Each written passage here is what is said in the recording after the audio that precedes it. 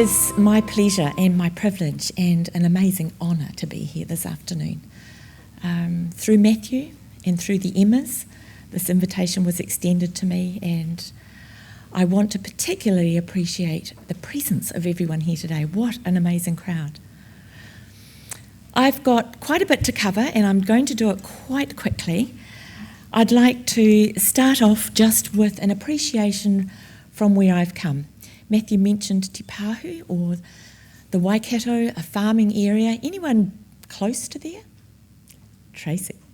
Hello, Raywin. Lovely to see you. I grew up here at the base of Pirongia Mountain, and whenever I see Pirongia Mountain, I'm drawn completely to home. A little claim to fame, though, is that Helen Clark grew up just up the road, and she and I went to school together on the school bus to primary school. She's a wee bit older than me, but I'm not far behind. I had an amazing upbringing in this part of the world. My ancestors, grandparents on both sides, lived in the district, and my parents had a farm there as well. My introduction to tragedy and difficulty came when my father, when I was 14 years old, actually died from suicide. And coping with adversity was something that our family, as you can imagine, absolutely struggled with. However, it prompted me, and with great determination, I continued through my life to find ways to cope. Our family was struck with many different tragedies as we continued in this area of Te Pāhu farming community. My mother was diagnosed with Waldenstrom's, which is a leukemic type, plasma type, lymphocyte type blood cancer. Her brother had multiple myeloma. Her sister had non-Hodgkin's lymphoma. My father's sister had leukemia. His mother had lung and breast cancer. So I've grown up in a family surrounded by coping with difficulties. I do not have a cancer diagnosis. I stand here with experience from my family behind me, but a lot of experience too, because of my determination to support people coming through my career as a nurse, as a teacher, and as a counsellor, and learning from a multicultural perspective. So my life in Sri Lanka with people with mouth cancer, my counselling work with people who are facing all kinds of illnesses, these are the voices that stand with me. We all have ability to overcome difficulty. And what I'd like us to do is I'd like to share this afternoon with you. I'd like to invite you to use what I offer as a kind of a checklist for yourself and a prompt for your own way of coping with difficulty and adversity in life. To start with, just consider what you use as ways of coping. If you can start your day without coffee, if you can always be cheerful, ignoring aches and pains, if you can resist complaining and boring people with your troubles, if you can understand when your loved ones are just too busy to give you any time, if you can take criticism and blame without resentment, if you can conquer tension without drugs, and if you can relax without alcohol, and if you can sleep without sleeping pills. How many say yes to that? You're probably the family dog. I don't see any dogs here, so I'd like us to move on in the forward direction to looking at our own unique journeys. This gorgeous photograph I took last week in my mum's garden out at Te Pāhu. Beautiful signs of spring, the amazing brilliance of colour, the wonderful sound of the tui, perched on its own branch, taking a rest from imbibing in beautiful nectar. Your journey is your unique story. I'd like you to take a moment just to reflect on what brings you here today, on how far you've come, on the changes that you've coped with in your life. And I'd like you to bring to mind a word, thank you Tracy, a word or two that prompts you to believe in what's helped you to cope. I'd like you to hold those couple of words with you, and later on, before I finish, I'm going to check in with you about those words. So just hold them for yourself. What I'm going to quickly do is run through the first 3 items on this list. It's just an overview of what's ahead. I'm going to talk a little bit about the meanings of resilience, because my talk is about the building blocks for resilience. I'm going to talk a little bit about resilience as a process. And I'm going to just give you some amazing findings from last year to do with resilience in survivors of people with haematological cancer. A lot of studies in cancer are there for us to access, but not many in the area of haematological cancer. This is specific work and great reading. But most of the talk is going to be on showing you and sharing with you ways that I've found and many other people who I have met along the way have found to help them build their resilience. If by chance you feel like taking a break right now, you're most welcome. This little book, the Big Little Book of Resilience, is a wonderful go-to book. If you don't hear anything else I'm saying, but you think you'd like to have another look at resilience, go to this book. Matthew Johnson is an Australian author, but he was the one who prompted me to think about building blocks for resilience. And this graphic on the front page of his book just shows some of the effort, lean back kind of struggle that goes sometimes into coping. But how amazing it is to have some help. And even some props, a ladder, or some lovely flowers, or to keep an eye on the rising sun. What does resilience mean to you? Those words that are with you, just hold those clear. Matthew Johnson puts forward 2 ideas. The first one is that resilience is an ability, a power to return to the original form or position after being bent or compressed or stretched. So he puts forward the idea of elasticity, having flexibility. He also suggests that it could be the ability to recover readily from illness or depression or adversity or the like, a sense of being able to rise up, buoyancy. Do any of these things resonate with you? In my learning over the years, something that's really struck me is that it takes more than me to cope in this world.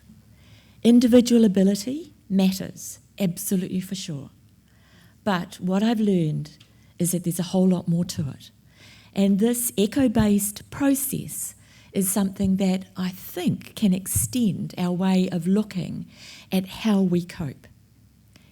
We all have the ability and the potential to be resilient. Our individual factors matter, our traits, our personality traits, our style, but so too our age, so too our gender, so too of our type of diagnosis and the time since diagnosis. These things matter in finding and building resilience.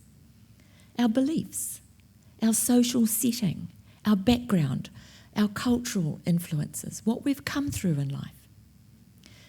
It involves actively coping, and it involves being aware of what can protect us from difficulty.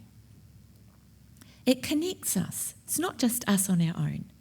The process of building resilience connects us to our families, to our friends, to our workplaces, to our communities, to nature. We require resources, as in Matthew Johnson's picture. Resources help. But ability to access those resources and navigate the resources that are appropriate to us, that also matters. It can change with time. We can't just build up a store of resilience and now we've got it. It can wane, and we need to keep rebuilding. And it's context specific. Coping in Sri Lanka and being resilient with poverty is a completely different matter to being resilient in somewhere where we've got rich resources and amazing support. It's an ongoing process. It's not a finite outcome. So resilience is multifaceted, multi-layered, and a very interactive process. The research that I referred to, Catherine Gallagher did a PhD for psychology last year. It's available online. It's 360-something pages. It's amazing reading. It is well indexed, so don't feel you have to read, although if you wanted to, a page a day might be manageable for a year. But it's wonderful background and a way of checking as to what other people with haematological cancers have found in their survivorship has helped them to cope. The aim of her study was to really investigate the resilience process that survivors adopt following their treatment. So it's not just at the time of diagnosis, it's a continuing process in order to overcome the adversities that are ongoing. Specifically, she wanted to identify what can protect us and what can put us at risk. She conducted interviews, she developed a model, she did questionnaires. It wasn't a huge study, but it was an amazing focus on survivorship. And she looked at longer term. Half of her participants were within the 1 to 5 year bracket, the other half were in the extended beyond 6 years time frame. This is a very, very poignant but very inadequate summary of some of her findings. Positively linked to resilience, and please use this as your own checklist. Do you use any of these to build up your sense of coping ability and strength? This is what her participants found really related strongly to a strong position with resilience. Active coping, instrumental support, planning, time out, religion, spirituality, exercise, researching information, diet, emotional support, positive reframing, humour, acceptance, support from our families, and she separates out the value of support from friends alongside that, alternative treatments, and the way we look after our parents. Her participants found these things really helped them to hold on to their resilience. These 3 factors her participants found actually were a lower score on resilience in these 3 areas. If people used denial, they scored less on resilience. If people had a higher score on disengaging, they scored less on resilience.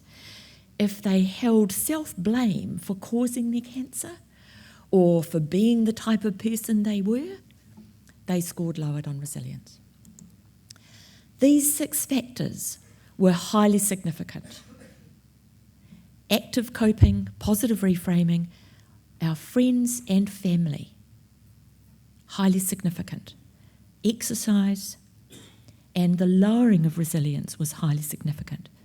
So be wary of that self-blame aspect.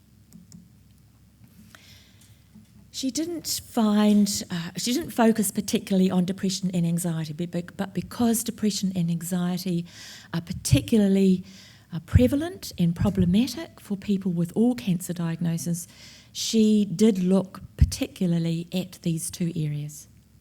There's a lot of studies already done.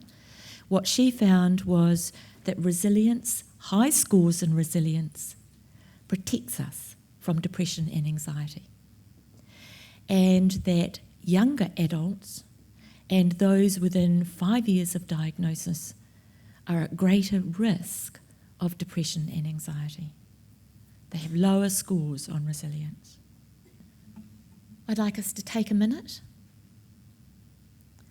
We all have a story. We all have our own journeys. I've put this slide in particularly with respect to depression and anxiety, and the fact that on Sunday is World Suicide Prevention Day. We all have a story. The quality of the attention we pay to ourselves and we offer to someone else matters. We can change a life in just taking a minute to ask someone, what's your story? What's the journey that you're on? How is it for you? On a lighter note, and with reference to Matthew telling us that there are people in the audience from Kaitaia, and there are people in the audience from Dunedin, I'd like to ask, has anyone come from further afield? Where are you from? Geographically. Is anyone further away than Dunedin? Anyone from offshore? Is the person from Dunedin in the audience today?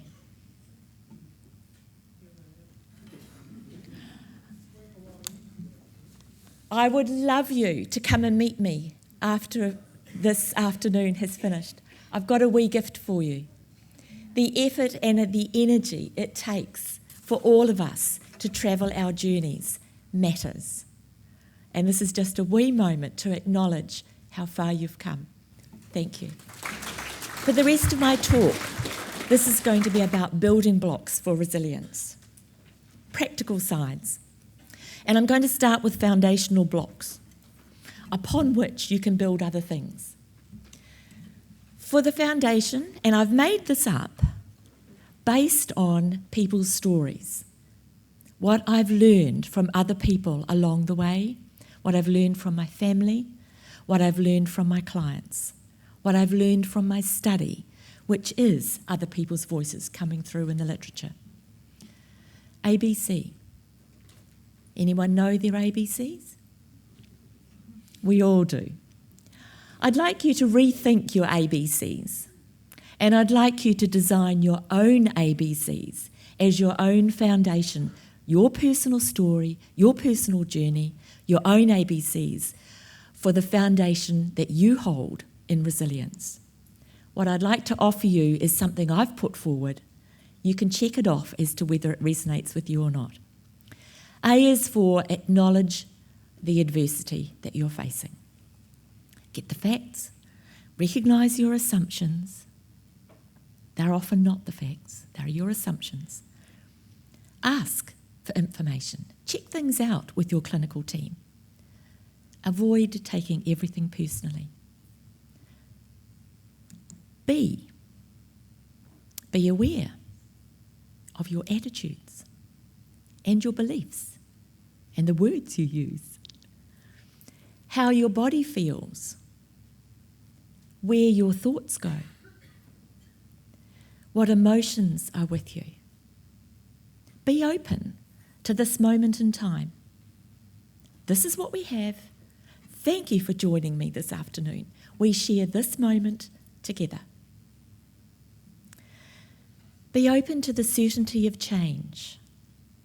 Nothing stays the same. Be open to new ways of being. Be optimistic.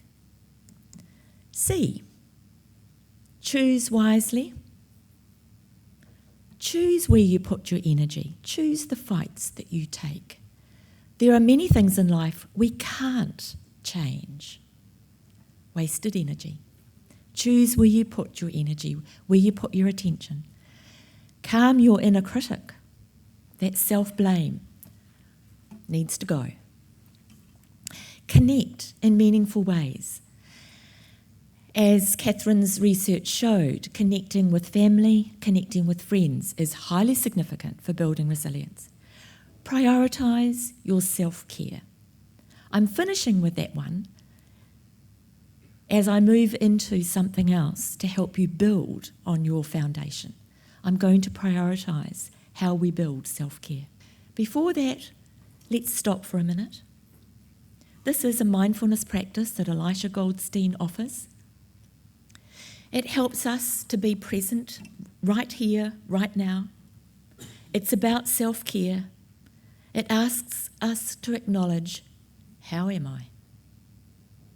And to listen to the answer. The S is for stop. Stop talking. Stop still. Be safe. If you are somewhere where you want to stop and take a moment, make sure you're safe. Take a few slow breaths. Observe what's going on for you right now.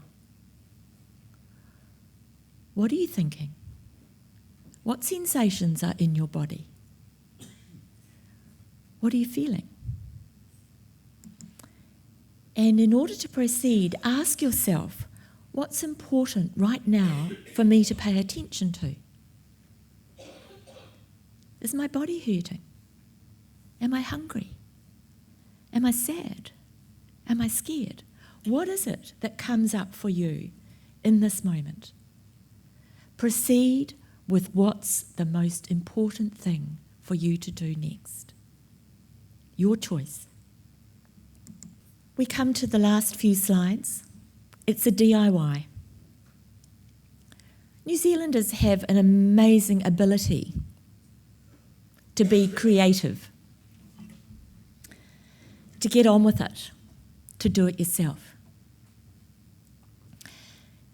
It's with care, courage, and compassion that we need to prioritise ourselves. And there's no room for self-criticism when we're building our strengths. The focus is on our compassion for ourselves. It's not about the cards you've been dealt. I'm sure lots of you have heard this saying before. It's about how we play the game, how we play the cards that are in our hands. Now, when I'm talking DIY, your life is in your hands. So you've got choice as to how you play it. I'm going to give you a hand that has 5 fingers, and I'm going to invite you to play it the way you choose to. Again, this is an invitation for you to have a look at what I put up and see whether this is a way that you like to play your hand. 5, take 5. Take 5 out. Take 5 minutes to really think, have I reached my limit? What are my limits? Do I need a break? Relax. Reach out to somebody else. Maybe spend some time playing cards, playing chess, playing the piano. Be playful. Maybe write some words, maybe write a letter. Meditate. This is a choice for you to take 5 minutes to just sit quietly, use your senses, and be calm. Be open to the newness. If you haven't tried meditation, mindfulness meditation particularly, if you haven't tried it, be open to what that might offer you. Touch. Whether it's reaching out and holding someone's hand and finding strength in that, or giving strength to someone else through touch, through massage, through just being alongside. Pray. We can use our sense of self-compassion in prayer, in reflection. And remember to celebrate. High fives are gorgeous. 4, the DIY. 4 things that matter most for life, for all relationships. When it comes to that research, it shows us that our friends and our families really matter. Sometimes we're estranged from friends and families. Where possible, see if there's a way to settle conflicts. Maybe it's done silently. Maybe it's a wish. Maybe it can't happen in practice. Forgive you, forgive me. Thank you, I love you. The 4 things that matter most. Ira Byock, a palliative care physician in America, puts forward these 4 things for healing, helping of ourselves and others. 3, 3-minute breathing space. Take 3 minutes to connect with nature. This beautiful photograph I took in Paihia at the beginning of May as the sun rose. And I sat on that balcony and watched and breathed. It was a beautiful moment to restore me. How often do you sit just quietly with nature and take 3 minutes to listen, to look, to smell, to taste, to touch? 2, we have 2 hands to do our DIY. We have 1 hand for ourselves, we have 1 hand to reach out to somebody else. We have 2 eyes to soak up the beauty of nature, to see possibilities, to enjoy the magic of colour, and to use visualisation to get us through difficult moments when we can recall the Grand Canyon or the sunrise at Paihia. 2 ears to listen to the sounds of the universe, that tui in the cherry tree, to hear the meaningful lyrics. How often do our songs help us through tough stuff, the words of songs, and listen to the songs in your own heart. We have 2 feet for the journey. Come to know the step of your own style. Try walking in someone else's shoes sometimes. And walk for pleasure, walk for connection, and walk for good health. Always remember, put your feet up sometimes, take a break. The one last card in my hand is that each of us is unique. We have 1 heart. Choose to love. Choose to love yourself. Choose to love your friends and family, the significant people around you. Choose to love the life that you have, this moment in time. And smile. It's contagious. It's the best medicine.